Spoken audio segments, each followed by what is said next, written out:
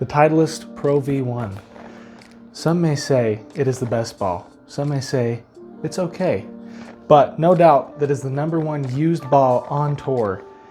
Is it worth the $60 though? Or should you go for a lower ball, such as the TruFeel?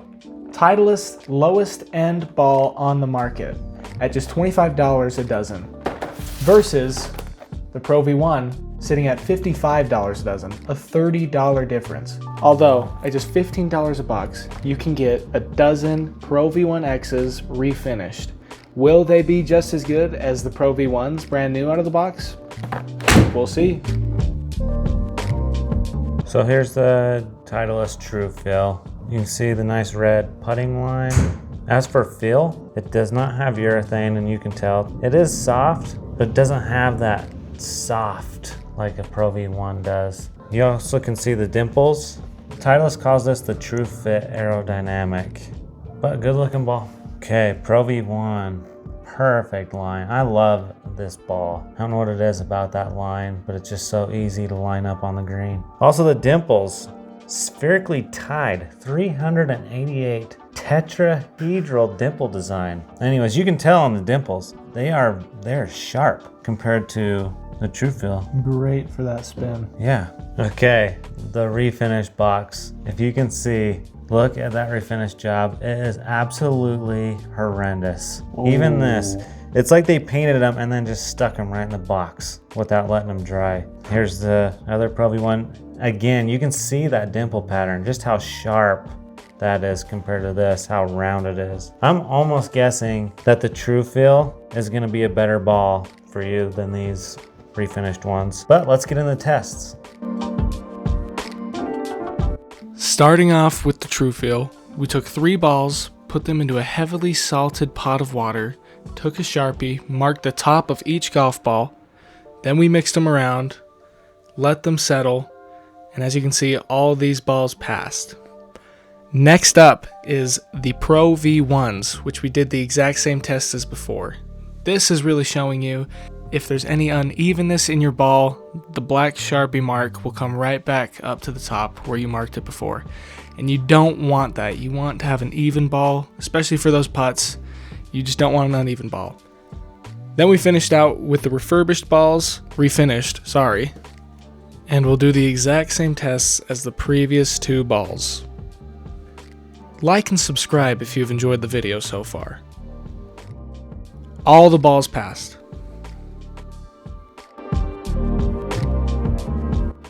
Pay no mind to the bounce test, it was a total fail.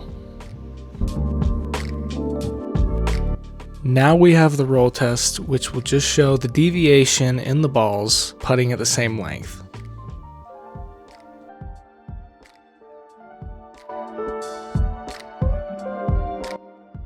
Last test is the spin and distance test. We hit each type of ball, the TruFeel, Pro V1, and the refinished, 10 times, 5 times with the 56 degree, and 5 times with the driver. Oh my gosh, what an afternoon it's been. That's been a lot of tests. Okay, Pro V1s. They all did pass the float test. There was no lopsided balls, which is good. It's what you're wanting in a premium golf ball, especially at about 60 bucks. Especially on the green. Yeah. You're gonna want that. Which leads into the roll test. It kind of goes hand in hand. If you have a lopsided ball, your putting will be off.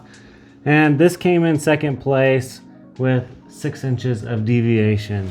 Now the bounce test, what did it look like when you were out there? So the bounce test, from what we saw, the Pro V1 took the cake, and followed by the TruFeel, and at the bottom was the refinished. It had a weird sound, right? Yeah, weird sound. Which kind of makes us excited to get into kind of open. As far as the bounce goes, did that mean that it was the furthest ball? Did it have the most distance? And it did not. But to be fair, the distance between the TruFeel and the Pro V1 noted that we aren't consistent, we are human, but TruFeel beat it out by 0.2. 0.2, so it's pretty much even. That's a very small margin. Yeah. Up next, TruFeel. The TruFeel It was all even.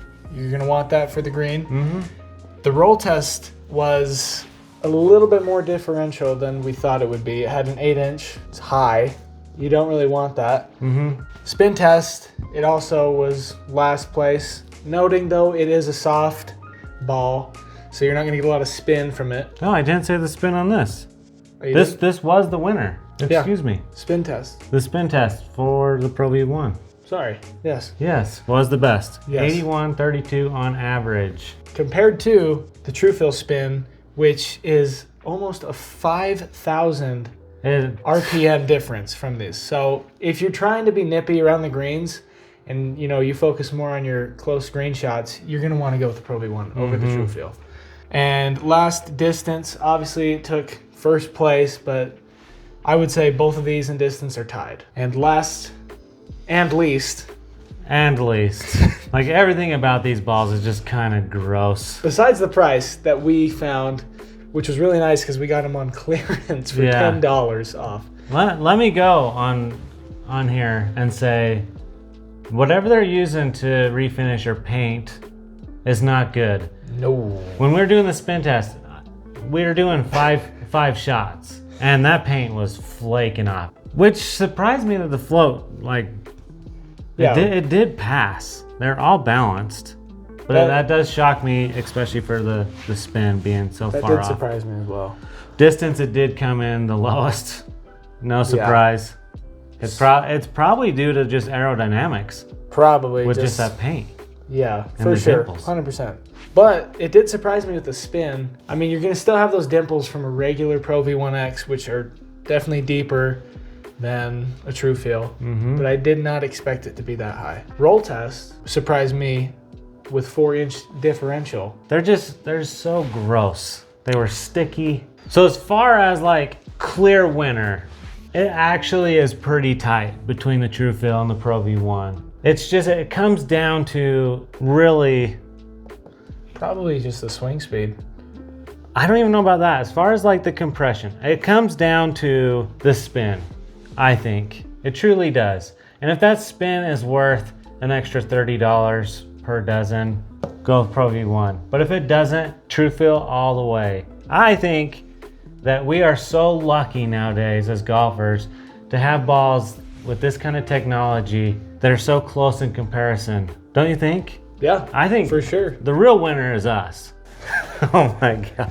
The real winner was this killer deal that we got. Yeah, to be honest, if it was me and I had to choose a ball, knowing me, I'm not that great of a golfer, I would go with the TruFeel, me personally, because I really can't get that much nip anyways around the green. So I'd really be just looking for compression, and honestly, just if it can go as far as a Pro V1.